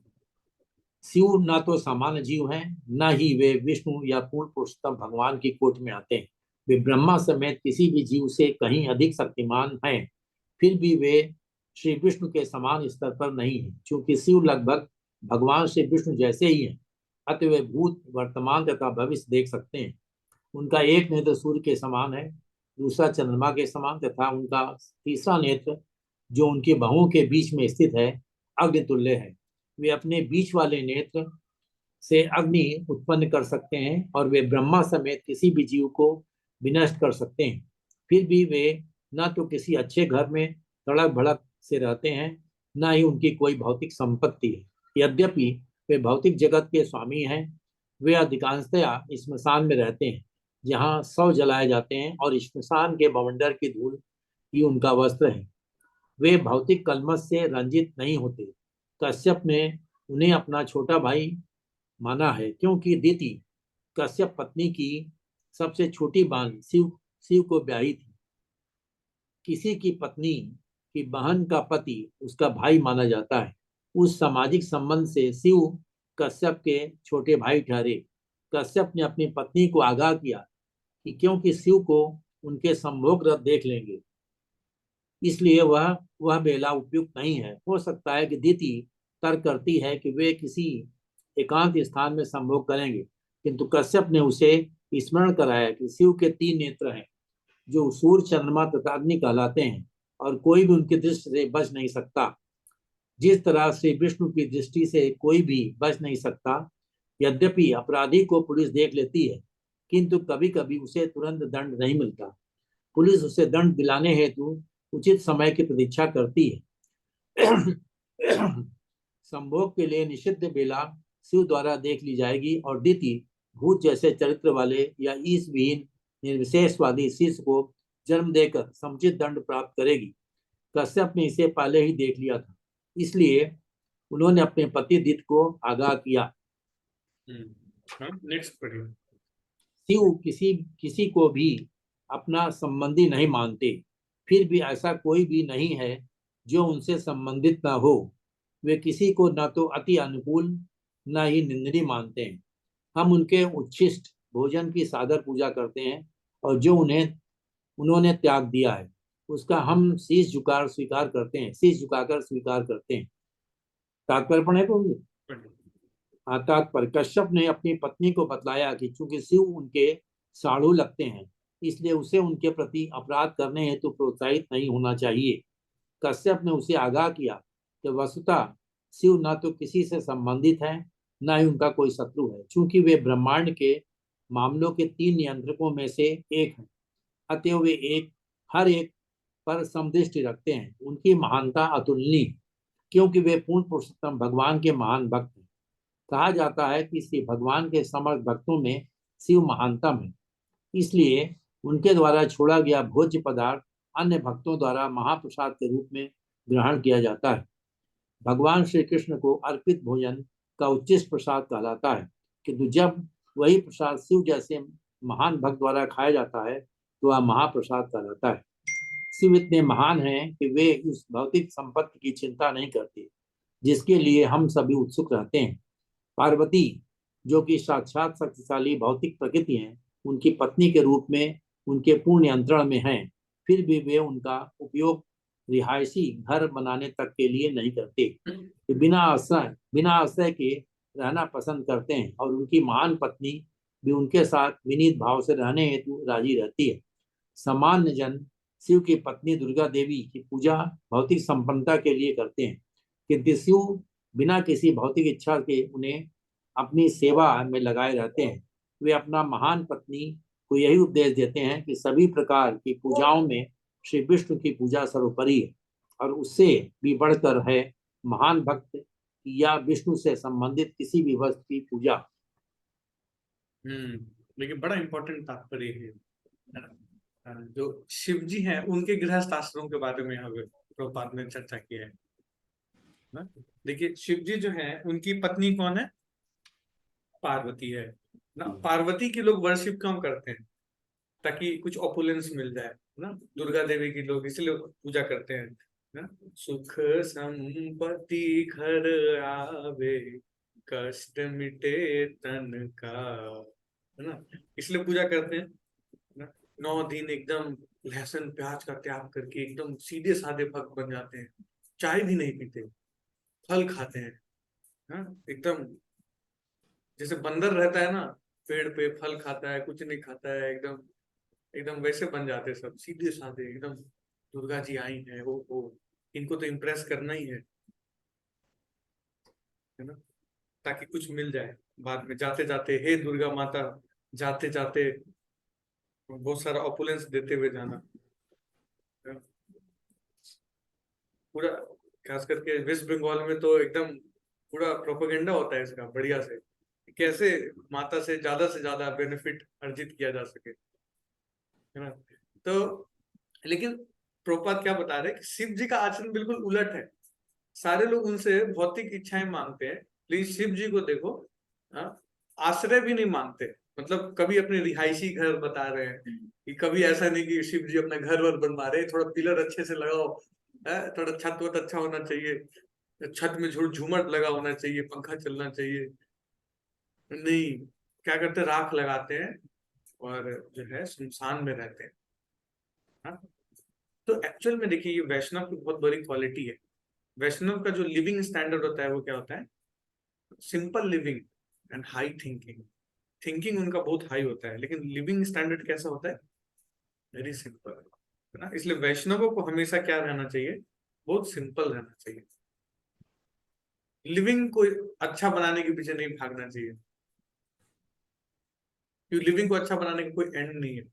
कितना कोई एंड, लिविंग को हम कभी अपना ना बहुत अच्छा नहीं बना पाएंगे। और इसके कारण क्या होता है? व्यक्ति हमेशा फ्रस्ट्रेट रहता है, भागता रहता है, भागता रहता है, भागकर और कमाओ और बढ़ाओ और कमाओ और बढ़ाओ और कमाओ। धीरे धीरे माया देवी जो है उससे सब कुछ छीन लेती है, उसका आयु खत्म हो जाता है, उसका स्वास्थ्य खत्म हो जाता है, हाँ, जीने की ऊर्जा खत्म हो जाती है। सिर्फ व्यक्ति जो है मनी मशीन बन के रह जाता है लिविंग अर्जित करने के चक्कर में। लेकिन वैष्णव लोग कैसे होते हैं? वेरी इंटेलिजेंट, है ना। ये वैष्णव का आचरण है। शिव जी कभी मटेरियल ऑपुलेंस नहीं डिमांड करते हैं ना। तो ये हम लोग को सीखना चाहिए गृहस्थ आश्रम में रहते हुए भी, है ना। जनरली लोग कहते हैं कि गृहस्थ आश्रम मतलब होना चाहिए, प्रभु जी थोड़ा होना चाहिए। शिव जी से आइडियल और कौन गृहस्थ हो सकता है ना। तो उनसे सीखना चाहिए हम लोगों को, है। और जो उनकी वाइफ है, ऐसा नहीं कि बहुत डिमांडिंग है। देखो वो किसकी किसकी बेटी है पता है? दक्ष प्रजापति की, सती जो थी, दक्ष प्रजापति की बेटी थी, राजाओं के घर में से आई है ना। और पार्वती जो है वो बाद में जब सती जो इनकारनेट करती है पार्वती के रूप में, वो भी किंग की बेटी रहती है, प्रिंसेस, और जा करके शिव जी के साथ विनीत भाव से रहती है, हम्बल पोजीशन लेकर के रहती है। और इसी में ना जो एक वुमेन है ना, वो खुश रह सकती है जब वो विनीत भाव के साथ अपने हस्बैंड के साथ रहती है, और जितना है उतने में संतुष्ट रहती है ना, तब जाकर के जो है ना एक फैमिली लाइफ बहुत अच्छा चलता है। अदरवाइज अनलिमिटेड एक्सपेक्टेशन के साथ बेचारा हस्बैंड, बेचारे के हंसी में बैंड लग जाता है, हस्बैंड हंसी पे बैंड कमा कमा के बेचारे के, है ना? ये ऐसे रहना चाहिए ना, विनीत भाव के साथ, लेस एक्सपेक्टेशन के साथ। एक ही एक्सपेक्टेशन होना चाहिए क्या, कि दोनों मिलके कैसे भगवान की और अच्छे से अच्छी सेवा करें, वैष्णवों की और अच्छे से अच्छी सेवा करें, प्रभुपाद के मिशन को आगे बढ़ाए, ये होना चाहिए ना। अत्याहार नहीं करना चाहिए कभी पारिवारिक जीवन में, संबंधियों के पीछे परेशान है, कितने संबंधियों को खुश करोगे आप, एक को खुश करो एक नाराज, एक है राघव उत्तम प्रभु बता रहे हैं, फूफा जी हमेशा नाराज रहते हैं, कितने फूफाओं को खुश करोगे, दामाद जी, एक फूफा जी कोई खुश नहीं होगा प्रभु। एक ही व्यक्ति है जो आपसे हमेशा संतुष्ट रहेगा, प्रसन्न रहेगा, भगवान कृष्ण और उनके वैष्णव जन, है ना। वैष्णव जनों की सेवा करके, भगवान की सेवा करके कोई व्यक्ति संतुष्ट रह सकता है, खुश रह सकता है। अदरवाइज करते रहिए संसार संसार बोले मिछे गेलो काल, लाभ ना होइनो किछु घटिलो जंजाल। कोई फायदा नहीं हुआ, संसार संसार बढ़ाते गए, जंजाल बढ़ाते गए, लिविंग स्टैंडर्ड हाई करते गए, कोई फायदा नहीं, लाभ ना हुए लोग किसी, कोई लाभ नहीं हुआ। हे भगवान, हे प्रभु, कोई लाभ नहीं हुआ, और केवल जंजाल बढ़ गया, जी का जंजाल बढ़ गया, कोई लाभ नहीं हुआ। उसी जाल में फंस के मैंने प्राण त्याग दिए। देखिए, दो ही रास्ते हैं, है ना, या तो बाइज्जत बड़ी हो जाइए, या तो पिटाई होगी फिर बड़ी किए जाएंगे है ना। भौतिक चीजों को छोड़ दीजिए, नहीं तो माया जब छुड़ाती है ना तो बहुत कष्ट होता है। खुद से छोड़ दीजिए तो बहुत अच्छा है ना। एक होता है, तीन टाइप के लर्नर्स होते हैं, एक जो सुन के सीख जाए, इज वेरी इंटेलिजेंट, और एक जो थोड़ा एक्सपीरियंस करके सीख जाए, सेकंड क्लास। थर्ड क्लास जो कितना भी पिटाई खा ले कभी नहीं सीखेगा, थेथर बिहार में कहते थे थेथर, कभी नहीं सुधरेगा, है ना। तो तीन क्लास के लर्नर्स होते हैं ना। तो वी शुड बी लाइक, वैष्णवों को कैसा होना चाहिए, जो सुन के सीख जाए, है ना, शास्त्रों को पढ़ के सीख जाए, दूसरों के एक्सपीरियंस से सीख जाइए, है ना। अदरवाइज माया जो है ना, वो पीट के फिर सिखाती है, एक्सपीरियंस कराएगी। हम नहीं छोड़ेंगे ना तो माया छुड़ाएगी, जिस चीज से आसक्त है ना माया उसी को छुड़ाएगी आपके पास से। बहुत मीठा खाने का शौक है, डायबिटीज हो गया, ले अब खाते रहे मीठा, जिस चीज से आसक्ति है वही छुड़ा देगी माया। बहुत नमक खाता था, बीपी बढ़ गया, बहुत गुस्सा करता था, अब करो गुस्सा, बीपी बढ़ गया, फिर माया तो छुड़ाएगी, है ना। क्योंकि पुलिस का काम है सुधारना, अगर आप खुद से नहीं सुधरे, है ना, या तो खुद से बाइज्जत बड़ी हो जाइए, या फिर पिटाई खा के सुधरिए, है ना। जेल में दो ही काम होता है, तो हमारे हाथ में है क्या करना है हम लोग, है ना। तो ऐसे जो आइडियल गृहस्थ है ना, उससे हम लोगों को सीखना चाहिए, अपने गृहस्थ जीवन को ऐसा आइडियल बनाना चाहिए। पति पत्नी हमेशा भगवान की सेवा में रहना। कई बार मैं सुनता हूँ ऐसे ना, डिवोटीज कहते हैं कि प्रभु जी जब से भक्ति करने लग गया हूँ वाइफ बहुत शक करती है, कहीं किसी दिन घर छोड़ कर भाग ना जाऊं। एक बार एक माता जी कह रही थी कि मेरे प्रभु जी कहते हैं कि तुम मीराबाई हो गई हो, तुम मंदिर में ही रहो, काहे तुम आती हो घर it's not very good, it's not very healthy. We should make healthy relationship, एक दूसरे को प्रोत्साहित करना चाहिए भक्ति के कार्यों में आगे बढ़ने के लिए, तब देखिए घर जो है वो वैकुंठ बन जाएगा। वैकुंठ, उसमें कोई कुंठा नहीं होगा, साथ रह के कितना अच्छे से लोग भक्ति मार्ग में पड़ जाएंगे। अदरवाइज कुंठा, सिर्फ लड़ाइयाँ और झगड़े होंगे, पूरा जीवन निकल जाता है झगड़े करते करते, इतनी खराब स्थिति है। तो 60 साल का हो गया है, उसके बच्चे के बच्चे हो गए हैं, तब भी उसको अपने पति पे शक हो रहा है कि इसका किसी और से अफेयर चल रहा है। सच बता रहा हूँ, ऐसे ऐसे केसेस देखने को मिलते हैं। 60 साल के, मुंह में दांत नहीं है, तब शक हो रहा है उसको। ये क्यों है? ये इसका कारण है, ये अनलिमिटेड एक्सपेक्टेशंस, वो कारण है, स्पिरिचुअल नहीं है। हृदय पिघला ही नहीं कभी, हृदय पिघला नहीं, हृदय सॉफ्ट नहीं हुआ कभी, एक दूसरे को समझ ही नहीं पाए, समय निकल गया, है ना। विष खाते रहे, विषय का जो विष है वो खाते रहे। हरि हरि विफले जन्म गुमाइनु, मनुष्य जन्म पाया, राधा कृष्ण ना भजिया, जानिया सुनिया विष खाइनु, जानिया सुनिया विष खाइनु, गोलोकेर प्रेम धना, हरि नाम संकीर्तना, रतिना जनिलो केनो हे हरि। हाँ, कि मैंने जानबूझ के अपना जीवन जो है व्यर्थ में गवा दिया, जानबूझ के विष खाया संसार का। हाँ, आप गोलोक का जो प्रेम धन है, हरि नाम संकीर्तन, वो उत्पन्न हुआ। हाँ, भक्त लोग हमारे पीछे पड़े रहे कि प्रभु जी माला कर लीजिए, प्रभु जी गीता पढ़ लीजिए, प्रभु जी भागवत क्लास में आ जाइए। लेकिन मैं जो है वो G20 और T20 देखते देखते ही अपना जीवन निकाल दिया। T20 शॉर्ट्स देखते देखते पूरा जीवन शॉर्ट हो गया, लेकिन समझ में नहीं आया मेरे को कि भक्ति करना चाहिए, है ना। जानिया सुनिया तो विष खाता रह गया, विष खाता रह गया। ये बड़ा इंपॉर्टेंट है ना। तो ऐसे आइडियल गृहस्थों के जीवन से हम लोगों को प्रेरणा लेना चाहिए ना, जो कि शिव जी हैं, बता रहे हैं उसके बारे में। ओके, नेक्स्ट श्लोक में चलते हैं। हाँ, ब्रह्मेश्वर प्रभु। हरे कृष्ण प्रभु जी। हरे कृष्ण।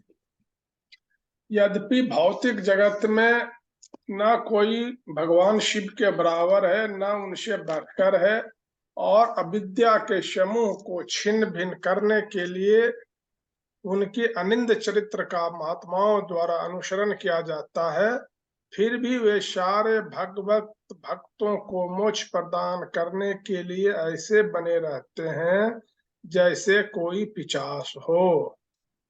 शिव जी के असंस्कृत पिशाचीय गुण कभी भी निंदनीय नहीं होते, क्योंकि वे भगवान के निष्ठावान भक्तों को सिखाते हैं कि भौतिक भोग से वैराग्य का अभ्यास कैसे किया जाए। वे महादेव कहलाते हैं और इस जगत में न कोई उनके तुल्य है, न उनसे बढ़कर। वे भगवान विष्णु के लगभग तुल्य हैं। यद्यपि वे सदैव माया या दुर्गा के संग रहते हैं, किंतु वे प्रकृति के 3 गुणों की प्रतिक्रिया अवस्था से ऊपर हैं।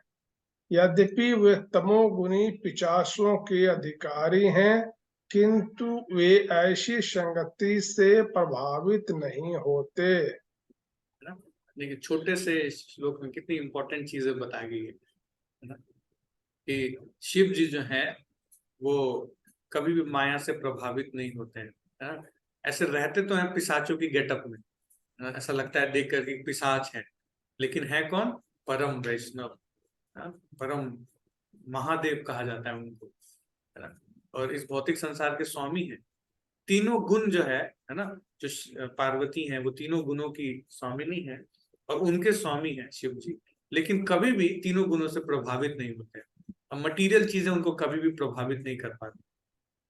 अच्छा, ऐसा क्या चीज है जिसके कारण मटीरियल चीजों से कभी प्रभावित नहीं होते? ये जरा सोचिए, बताइए, क्यों प्रभावित नहीं होते? उनके साथ हैं, 24 घंटे साथ रहते हैं, लेकिन फिर भी प्रभावित नहीं हो रहे। क्या कारण? कंट्रोल। हाँ, सेंस कंट्रोल है बता रहे हैं। और मैसेज, क्योंकि भगवान का ध्यान करते हैं, हाँ, प्योर डिवोटी हैं, भगवान के भजन में आनंदित रहते हैं। यस, तो क्योंकि ना शिव जी को हमेशा ना हायर टेस्ट है, इसी को समझिए, इसीलिए लोअर चीज उनको कभी प्रभावित नहीं करता है, because he is always getting the higher taste, he is always getting the nectar of, हाँ, ये जो श्रीमद् भागवतम का नेक्टर है ना, भगवान के नाम का नेक्टर है, हरे कृष्ण महामंत्र का जो नेक्टर है, ये वो हमेशा लेते रहते हैं, आनंद में रहते हैं, राम नाम का जप करते रहते हैं। हमने देखा होगा शिव जी के हाथ में माला रहती है, शिव जी ऑलवेज चैंटिंग हरे कृष्णा कृष्णा कृष्णा हरे हरे, हरे राम राम राम। जब तक कोई व्यक्ति हायर टेस्ट डेवलप नहीं करेगा ना, उसका लोअर टेस्ट कभी नहीं छूटेगा। ये बहुत इंपॉर्टेंट है, हायर टेस्ट डेवलप करना, तब तक हम लोअर टेस्ट को नहीं छोड़ सकते। भगवत गीता में बताया गया इस चीज को, याद है किसी को बोला श्लोक? आप लोगों को बहुत बार बताया है, याद कीजिए कौन सा श्लोक है हायर टेस्ट वाला।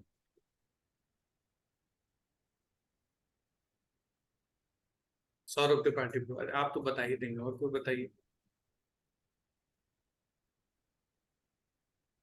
और कोई, एनीवन? कई बार बताया आप लोगों ने श्लोक?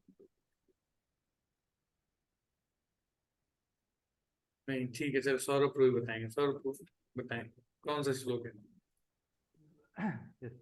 दूसरे अध्याय में आता है, विषया विनिवर्तन्ते निराहारस्य देहिना रसवर्ज्यम रसोप्यस्य परम दृष्ट्वा निवर्तते। यस, विषया विनिवर्तन्ते, सेकंड चैप्टर का ये श्लोक है, याद कीजिए, याद आया गीता का ना, विषया विनिवर्तन्ते निराहारस्य देहिना रसवर्ज्यम रसोप्यस्य परम दृष्ट्वा निवर्तते। जब तक कोई व्यक्ति विषय से ऊपर उठ करके हायर टेस्ट के प्रति अपना टेस्ट नहीं डेवलप करेगा, हाँ, उसका लोअर टेस्ट कभी नहीं छूटेगा, है ना। किसी को गुलाब जामुन पसंद है, हाँ, उससे भी उसको हायर टेस्ट कुछ दे दिया जाए, हाँ, कि आपको रस मलाई दिया जाएगा या केक दिया जाएगा, तो उसका फिर लोअर टेस्ट का इच्छा जो है वो छूट जाएगा, है ना। हायर टेस्ट डेवलप करना इसलिए बहुत जरूरी है। हम ना लोअर टेस्ट को ज्यादा देर तक छोड़ नहीं सकते, इस चीज को समझिए। किसी चीज से ना हम अपने आप को दूर नहीं भगा सकते, लेकिन अगर हम किसी अच्छे चीज में अपने आप को एंगेज कर लेंगे ना, तो ऑटोमेटिकली जो खराब चीज है ना उनसे दूर हो जाएंगे, है ना। ये तरीका है, this is the way to reduce sense gratification, है ना। और ये जो है शिव जी अपने आचरण से सिखाते हैं। शिव जी जो है वो ऑलवेज इंगेज रहते हैं, भगवान के कथाओं में, श्रवण कीर्तन में, प्रीचिंग में इन्वॉल्व रहते हैं। अपना या तो सेवा करते हैं या तो साधना करते हैं, बस यही उनका दो काम है, सेवा, प्रीचिंग, भूत पिशाचों को प्रीच करना, बिठा के कथा सुनाते रहते हैं, या तो कथा सुनाएंगे या तो अपना साधना, चैंटिंग हरे कृष्ण चैंट करते रहते हैं, दो ही काम है ना।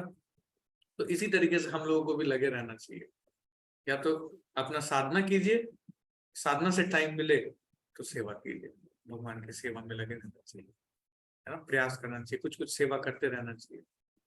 इसलिए मैंने बोला आप लोगों को अपने अपने घर में स्टार्ट कर दीजिए प्रीचिंग प्रोग्राम, कुछ कुछ बुलाइए लोगों को, बिठा के कथा सुनाइए, है ना। बड़ा इंपॉर्टेंट है भगवान के नाम को, प्रचार को आगे बढ़ाना। जैसे ही लगे रहेंगे ना इन सब चीजों में, तब हमारा हायर टेस्ट डेवलप होगा। यस, ओके, नेक्स्ट श्लोक में चलते हैं। अभागे मूर्ख व्यक्ति यह न जानते हुए कि वे अपने में मस्त रहते हैं, उन पे हंसते हैं।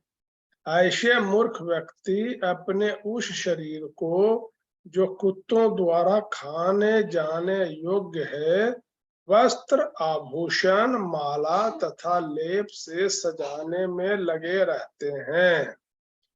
शिव जी कभी भी विलासी वस्त्र, माला, आभूषण या लेप स्वीकार नहीं करते, किंतु जिन लोगों को शरीर को सजाने की लत रहती है वे उसे आत्मा के रूप में विलास पूर्वक बनाए रखते हैं। यद्यपि अंत में वह कुत्तों का भक्ष्य बनता है, ऐसे व्यक्ति शिव जी को नहीं समझ पाते, किंतु वे विलासपूर्ण भौतिक सुविधाओं के लिए उनके पास पहुंचते रहते हैं। शिव जी के भक्तों के दो वर्ग हैं। एक वर्ग नितांत भौतिकतावादी होता है, जो शिव जी से केवल शारीरिक सुविधाओं की याचना करता है, और दूसरा वर्ग उनसे तदाकार होना चाहता है। वे अधिकांशतः निर्वेशवादी होते हैं और शिवोहम अर्थात मैं शिव हूं का उच्चारण करते हैं, जिसका अर्थ है कि मुक्ति के बाद मैं शिव जी से तदाकार हो जाऊंगा। दूसरे शब्दों में सामान्यतः कर्मी तथा ज्ञानी जन शिव जी के भक्त होते हैं, किंतु वे उनके जीवन का वास्तविक उद्देश्य अच्छी तरह नहीं समझते। कभी कभी शिव जी के तथाकथित भक्त विषैले मादक द्रव्यों का उपयोग करके उनकी नकल करते हैं। एक बार शिव जी ने विष का सागर निगल लिया था, जिससे उनका गला नीला पड़ गया था। नकली शिवगण विषों की लत लगाकर उनका अनुगमन करना चाहते हैं और इस तरह विनष्ट हो जाते हैं। शिव जी का असली उद्देश्य आत्मा के आत्मा अर्थात भगवान की सेवा करना। वे चाहते हैं कि सारी विशाल सामग्री यथा उत्तम वस्त्र, मालाएं, आभूषण तथा प्रसाधन वस्तुएं एकमात्र भगवान कृष्ण को प्रदान की जाए, क्योंकि वे ही असली भोक्ता हैं। वे स्वयं ऐसी विशाल सामग्री को अस्वीकार कर देते हैं, क्योंकि वे तो एकमात्र कृष्ण के निमित्त होती हैं। किंतु मूर्ख जन शिव जी के इस मंतव्य को न जानने के कारण या तो उन पर हंसते हैं या व्यर्थ ही उनकी नकल करने का प्रयास करते हैं। बड़ा अच्छा प्रॉपर नहीं, सेल्फ एक्सप्लेनेटरी है ये, है ना। ये बता रहे हैं कि हाँ, उस शरीर को जीवात्मा जो है सजाने में लगा रहता है। बड़ा स्ट्रांग है ये श्लोक। उस शरीर को सजाने में लगा रहता है जो कि एंड में कुत्तों के खाने का सामान बनता है। उस शरीर को सजाने में जो है जीवात्मा जो है अपना पूरा समय खराब कर देता है ना। Fair and lovely, fair and handsome, ageing, caring, अंत में क्या होना है? कितना भी एजिंग क्रीम लगा लो, एज कहीं नहीं छुपने वाला। काउंटडाउन तो चलना चालू हो चुका है, काउंटडाउन चल रहा है। कब किसका फ्लाइट लैंड करेगा कोई नहीं जानता। फ्लाइट उड़ रहा है, जब तक फ्यूल है उड़ रहा है, कब फ्यूल खत्म होगा इंडिकेटर भी नहीं है, ऐसा फ्लाइट है ये। कोई इंडिकेटर नहीं है, कब कहाँ लैंड करेगा कोई नहीं जानता। बड़ा स्ट्रॉन्ग श्लोक है, बता रहे कि ये शरीर है, शरीर को जो कुत्तों द्वारा खाए जाने योग्य है। देखिए मैं नहीं बोल रहा, सुखदेव गोस्वामी बोल रहे हैं, ऑफेंस मत लीजिएगा कुछ। ये शरीर ऐसा ही है। बहुत विडंबना है कि व्यक्ति इस बात को नहीं समझते, लेकिन श्रीमद् भागवतम यही है, इसमें कोई भी तरह का मिलावट नहीं है। Shrimad Bhagavatam gives pure knowledge, pure, कोई मिलावट नहीं, विदाउट एनी मिक्सिंग। और बता रहे कि उसी को सजाने में जो है जीवात्मा जो है पूरा टाइम अपना खराब कर देता है। बता रहे कि शिव जी के जो फॉलोअर्स है ना वो दो टाइप के। एक फॉलोअर्स कौन है? जो कि शिव जी की नकल उतारते हैं, बोलते हैं कि देखो शिव जी जो है वो भांग धतूरा खा रहे हैं, पी रहे हैं, तो हम भी जो है क्या बोलते हैं, महादेव का प्रसाद, महादेव का प्रसाद, ठंडाई प्रसाद खाएंगे। भांग धतूरा खींचते रहते हैं। एक तो ये वाले फॉलोअर्स हैं। तो प्रभुपाद वही बता रहे कि उनका एक नाम नीलकंठ भी है, उन्होंने जहर भी पिया था। तो कभी जब ऐसे लोग मिले तो उनको थोड़ा सा जहर दे के भी ट्राई कर रहा हूँ, लो महादेव का प्रसाद, ये भी ट्राई करो, है ना।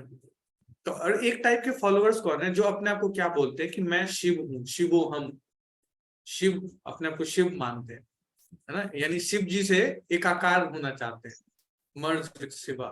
तो दो टाइप के फॉलोअर्स हैं, उसका चर्चा कर रहे हैं आप। ओके, नेक्स्ट श्लोक 29।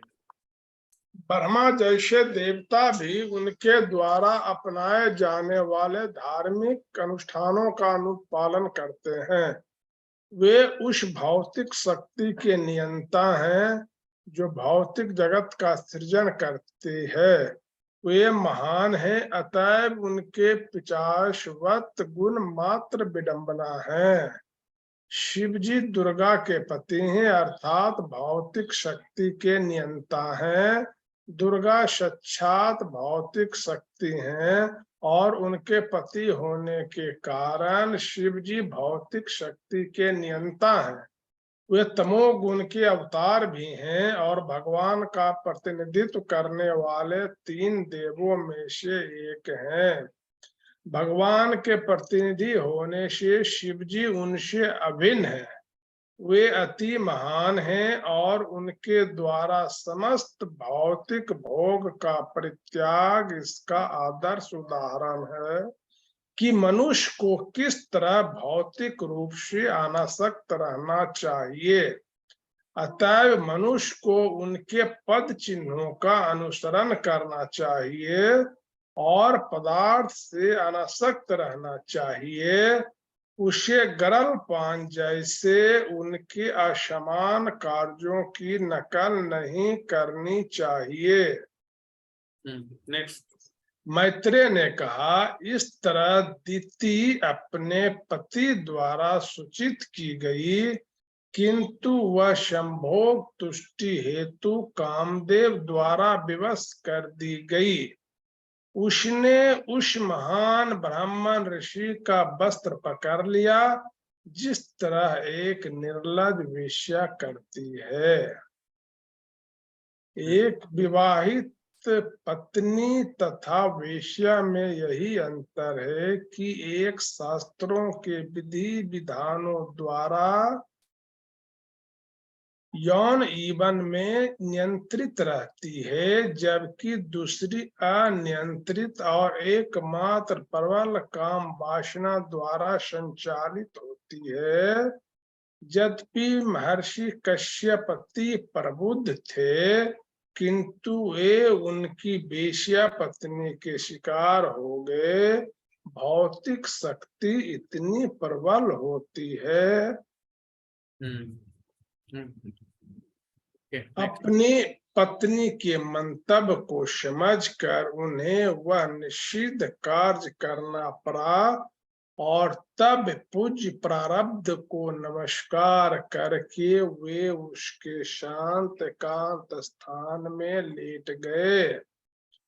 कश्यप की अपनी पत्नी के साथ बातों से ऐसा लगता है कि वे शिव जी के उपासक थे और यद्यपि वे जानते थे कि ऐसा निषिद्ध कार्य करने से शिव जी उन पर प्रसन्न नहीं होंगे, किंतु अपनी पत्नी की इच्छा के कारण वे ऐसा करने के लिए बाध्य थे।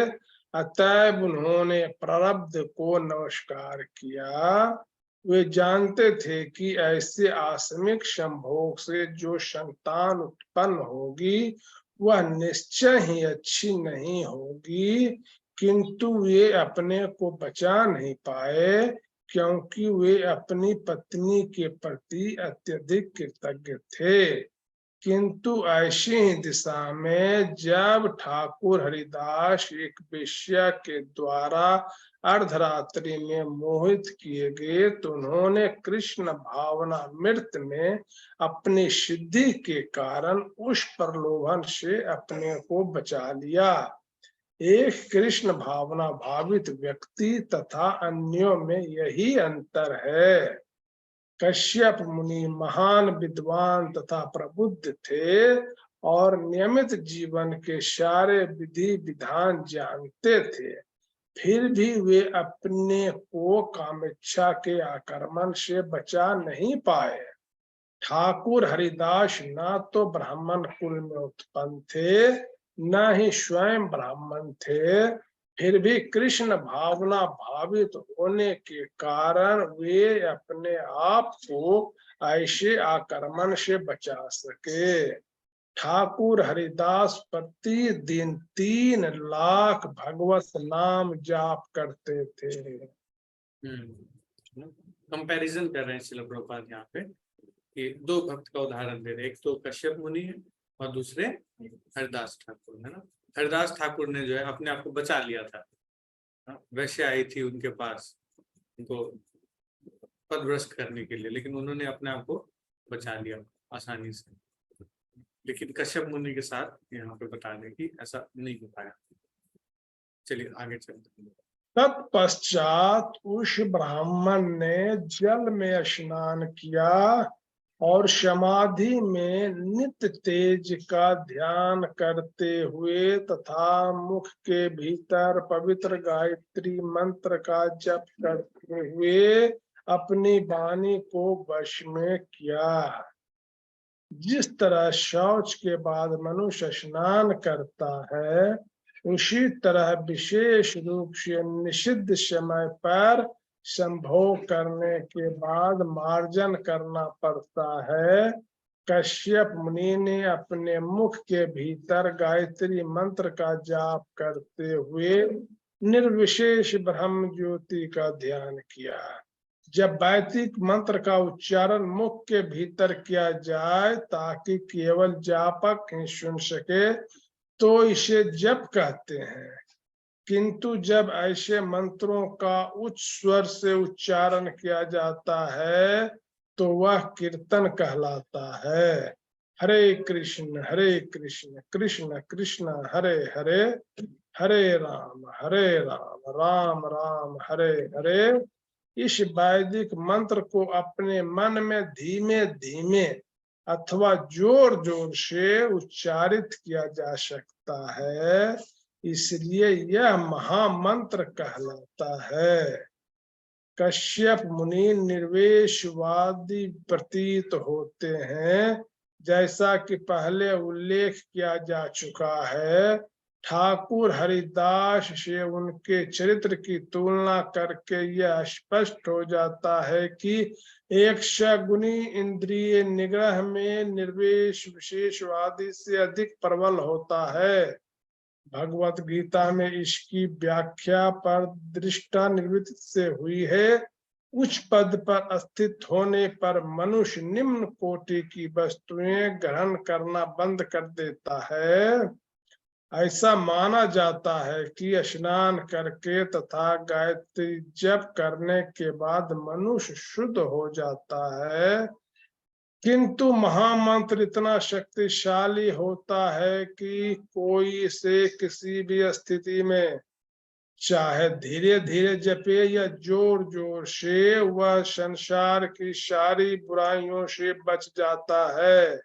यस, प्रभुपाद हरे कृष्ण महामंत्र ग्लोरीज बता रहे हैं कि व्यक्ति जो है वो एक तो है कि हरे कृष्ण महामंत्र को जपने का कोई नियम और कालन नहीं है ना। कोई ना नियम कोई कालन नहीं है, कोई काल कोई नियम कोई मुहूर्त ऐसा फॉलो करने की जरूरत नहीं है। हरे कृष्ण महामंत्र को कोई कहीं पे भी कभी भी ले सकता है, कोई नहा के ले, कोई ना नहा के ले, कोई सुबह ले, कोई शाम में ले, किसी भी वक्त one can take the holy name. जो कलयुग का मेडिसिन है, Hare Krishna mahamantra specially meant for Kalyug people, कि उनको पता है कि ये लोग ज्यादा फॉलो नहीं कर पाएंगे। भगवान को पता है कि ज्यादा नियम कानून बताया तो भाग जाएंगे, नहीं कर सकते। इसलिए बेस्ट है क्या कहते हैं कि लिबरल्स का एज है, जैसे एज ऑफ लिबरल्स पीपल। भगवान ने बोला कि हरे कृष्ण महामंत्र को हम लिबरल बना देते हैं सारे रूल्स रेगुलेशन से ऊपर कोई रूल्स रेगुलेशन नहीं है। भगवान टोटली मर्सीफुल है ना, और कोई कभी भी कहीं पे भी नाम ले सकता है ना। चैंटिंग जो है वो 2 टाइप का है। एक तो क्या है जो उच्च स्वर से हम लोग करते हैं उच्चारण, और वो क्या है जो कीर्तन करते हैं, दैट इज कीर्तन। और दूसरा क्या है जो हम नाम जप करते हैं, यानी नाम जप यानी बोलना है और खुद सुनना है। चैंटिंग बोलिए और सुनिए, बोलिए सुनिए, श्रवण कीर्तन, दैट इज चैंटिंग है ना। मेडिटेट करना चाहिए मंत्रों में। ओके ओके, सो एक श्लोक और पढ़ लेते हैं, देन विल स्टॉप। 33 नंबर।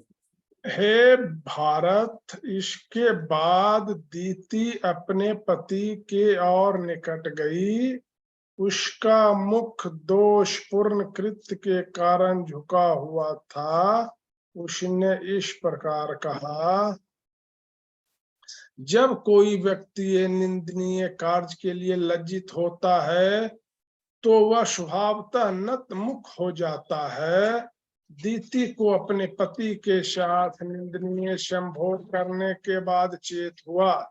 ऐसे संभोग की वेश्यावृत्ति की तरह भर्त्सना की जाती है। दूसरे शब्दों में, यदि नियमों का ठीक से पालन ना हो तो अपनी पति के साथ संभोग भी वेश्यावृत्ति के समान है। बहुत क्लियर शब्दों में प्रभुपाद ने एक्सप्लेन कर दिया है।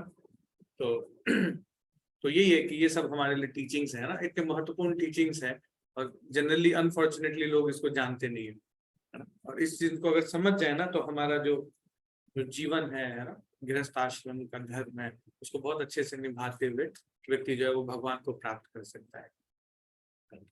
तो ये कुछ टीचिंग्स था जो आज हमने डिस्कस किया। मेनली आज शिव जी के ग्लोरिफिकेशन को समझा है ना, गृहस्थ आश्रम में कैसे रहना चाहिए उसके विषय में चर्चा किया। ओके, तो इसको हम यहीं पे विराम देते हैं।